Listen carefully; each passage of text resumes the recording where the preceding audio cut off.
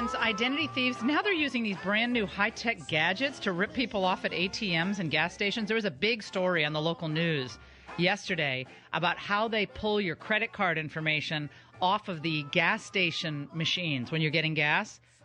I mean, it makes you not want to ever use a credit card, right? But, I mean, we have to use credit cards, at least most of us do. So that means you have to stay ahead of the identity thieves as best as you possibly can. No system is foolproof, but the best out there is from LifeLock. You've heard me talk about my great partners at LifeLock. The one service at LifeLock that I absolutely think is the best is called LifeLock Ultimate Plus. It guards your bank accounts, retirement accounts, the equity in your home, the money that you've worked so hard to earn. We know how hard it is to earn money today. You must do your best. And LifeLock Ultimate Plus is the best. All you need to do is go to lifelock.com or call and use the promo code Laura for my special 10% discount. Again, that's promo code Laura. 10% discount. Call 800-495-8020. That's 800-495-8020. Network does not cover all transactions. Boys will be boys. They like to play around. A crisis is quietly sweeping the country's classroom. Boys who are, we're told, rambunctious by nature are not successfully adjusting to school settings, school rules, and traditional learning styles. A lot of these boys are just going to get hyper distracted. We're also asking them not to do anything that involves a lot of motor movement, which is the natural way in which younger boys learn. And fewer are going to college, and the ones that are going to college, they're not making it, and they're coming back. So there's a lot of problems that has gained our attention on why education is not working at all for boys. There is a excellent school in Maryland. I'm not going to say the name of it just because I'm not. But in this school, it's an all-boys school. They have 4 recesses a day, but they're about 20 minutes each. I think 20, 25 minutes each. It works marvelously. And these are for the younger boys, right? Going into, from kindergarten through, I guess it's 8th grade. Boys need to move around. Boys need space to move. They need to get up, and we call it get the wiggles out. I mean, you should see my 2 boys all day long, wrestling, jumping on the couch. They're too much, these 2, but they have so much fun. But they're throwing balls. They're playing hockey with whatever they can find on the floor. They have to be moving. I'm going to come over. Oh, my God. No, you have to come over. We need as many male role models as possible. But don't play with them. Don't give them any advice on school behavior, however. We can leave that in the back seat. Okay. We just got off talking about Mike's checkered record of suspensions in school. Was this in high school, by the way? Yeah. I was in 2nd grade. Suspended all the time. You know, that's how I roll. Right. So suspended from school, but we were talking about how there is a tendency, I think, to just get rid of the problem kid from the school, and teachers are in a bind, right? Because they have all these standardized tests that they have to conduct, and the kids have to do these tests. You administer, the test. You don't conduct a test. You administer a test. Thank you, Laura. And they got all these pressures. They get kids from all over the world speaking multiple languages in some communities, added pressure on the teacher, right? Got the parents are breathing down their necks. My kids' grades need to come up. What do we do? We need extra time. And there's pressure everywhere from the educrats, you got union pressure, you got everything.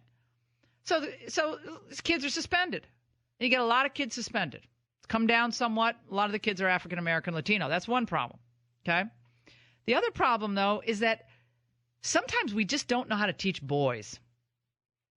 Boys do learn differently than girls, especially in the younger years. Tactile, move around. Boys need to be able to wrestle with each other. Roughhouse. My mother, stop roughhousing. She would always say that to me because I was a tomboy. Stop. You're too rough.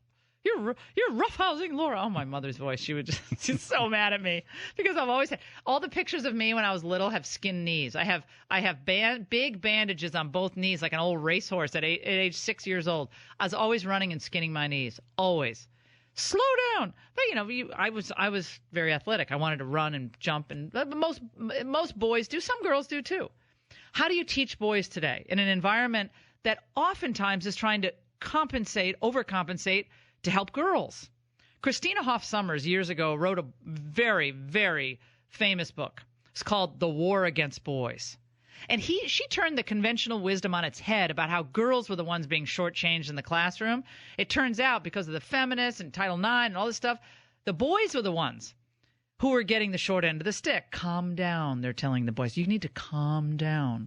Boys need to move around occasionally in school and not for 5 minutes at recess. Joining us now is a mother of 4 boys. I already like her. Jennifer Fink, she's a freelance writer. She just wrote an interesting piece about how modern education is failing our boys, her own experience with her 8-year-old son. And she joins us now. Jennifer, great to talk to you, my friend. How are you? Hi, Laura. I'm good. How are you? I'm well. Tell us about your son's saga in school. And again, this is anecdotal. This doesn't mean that we can make any grand conclusions, but it is interesting. And I'd like you to share it with our listeners. Well, what's interesting is because this is my 4th son, I realized more with this son than I did with my oldest that this is not a problem unique to one boy. So when my oldest son was in kindergarten, he told me about midway through the school year, he started telling me, I hate school. I hate school. And I thought, well, kids hate school, but kindergarten? It seemed rather early for that. And as the school year went on, there were more issues, and it was issues on the playground. It was issues in the classroom. It was found out he was bored with some of the things they were doing. He wanted to do more things. So now we're on kid number 4, and it's the same thing happening. And I've heard the story over and over again from so many other parents of boys that these kids end up hating school before they're even up to elementary school. So kids today and boys today are always, they're told to calm down. They're told to, be more zen, calm it down. But boys who are, especially in the early grades, their bodies are changing. They're getting more motor control, more fine motor control, and they want to use their strength. And that's an exaggeration. It's a generalization, but that's most boys. I have 2 boys, age 6 and age 4. Going to be 7, going to be 5. And they need to move.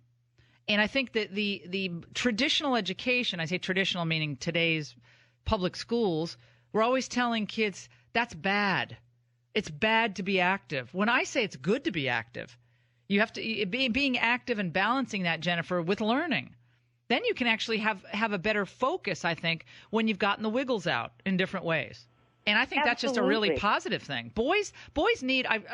There's a school in Maryland. I'm not going to say the name of it. That I just said had 4 recesses for boys. 4, and it works really well.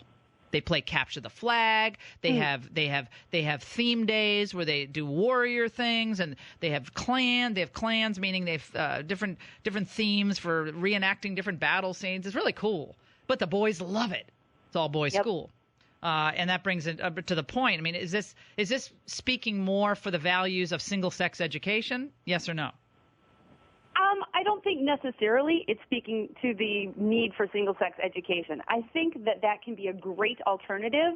But one of the things that's frustrating to me as a parent, and likely to you as a parent too, there is a lot of good research and anecdotal evidence that shows that boys and girls do better when we incorporate more activities for movement. And I heard you mention before all these pressures on educators, and you're absolutely right. I mean, there are so many good teachers who are working in this pressure cooker of all these expectations, and they want to do better, but they've got, you need to take care of the test, like you said. And so it's difficult for educators because if you send kids out on a playground, it looks like you're not doing anything. It looks like you're not teaching them. But there's all kinds of research that shows when kids get opportunities to move, they learn better. That when you increase recess time, academic scores go up as well. And so I want to get that message out there so that more people understand that, and that parents as well can start advocating for those kinds of changes at their kids' schools. And yet we have less and less time to move in public schools because of the pressure of these standardized tests. And now with Common Core, more pressures, changes in curriculum, et cetera, et cetera. But, I just remember how much I look forward to recess because we'd always play kickball, or it was on the jungle gyms, or we were playing tag, or it was really meaningful. I mean, it was some of my best memories, really fun. Mm-hmm. And now kids have, in one school, my friend's daughter, they were visiting, and I said, what is your day like? And she went through all of her classes. They have a little study hall, and I said, well, when do you have time to do anything else? She said, well, once a week we have PE. Once a week you have PE? That just doesn't seem, that seems wrong to me. That just doesn't seem right, and that's for a girl. And I don't understand how boys can function in that environment. And so what is the solution for mothers? Your 8-year-old ran into this issue how? How did it exactly play out? You know, it's been coming for a long time, and this year he is in 3rd grade. Yeah. In our school district, our middle school actually goes 3rd grade through 8th grade. So he bumped up to the middle school this year, new teacher. And while his teacher last year sort of figured him out and came up with things that worked for him, you know, there were some issues this year. And so it's been a lot of emails back and forth. He's being silly in class. He's talking out of turn. He's being wiggly. And the thing that then triggered me to really get involved is when you take away recess as a disciplinary action against boys, sometimes girls also, who are getting in trouble for being wiggly in class because they literally can't sit still any longer. And so at that point, I talked to the teacher again. I've emailed the principal again.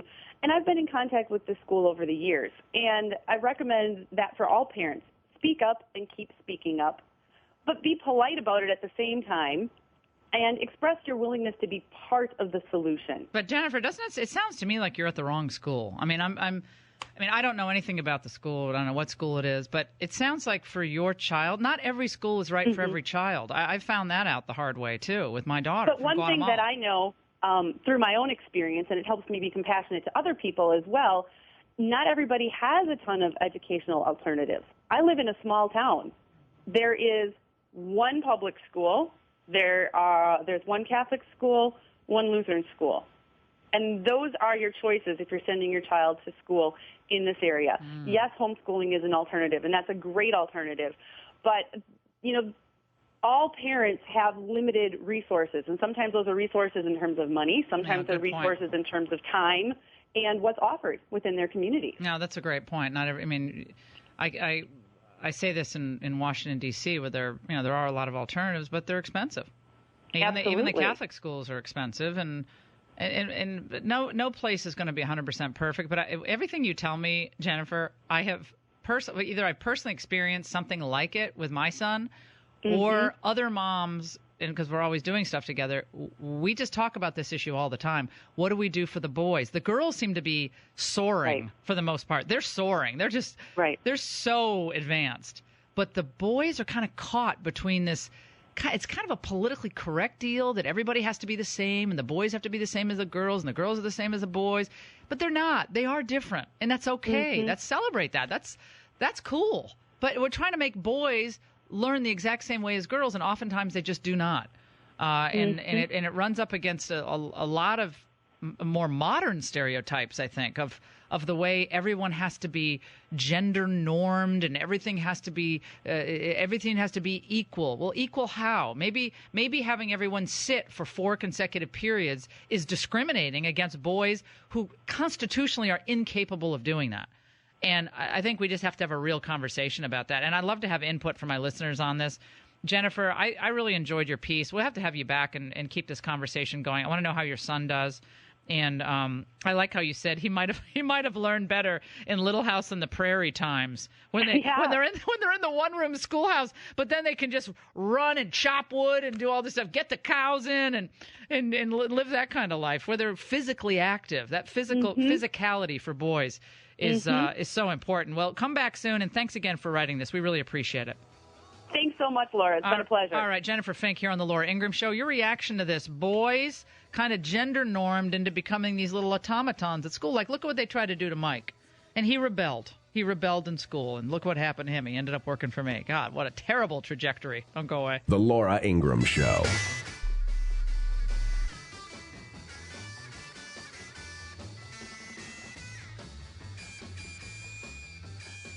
Come on, and save me. Come on, and save me. My friends, identity thieves, now they're using these brand new high-tech gadgets to rip people off at ATMs and gas stations. There was a big story on the local news yesterday about how they pull your credit card information off of the gas station machines when you're getting gas. I mean, it makes you not want to ever use a credit card, right? But, I mean, we have to use credit cards, at least most of us do. So that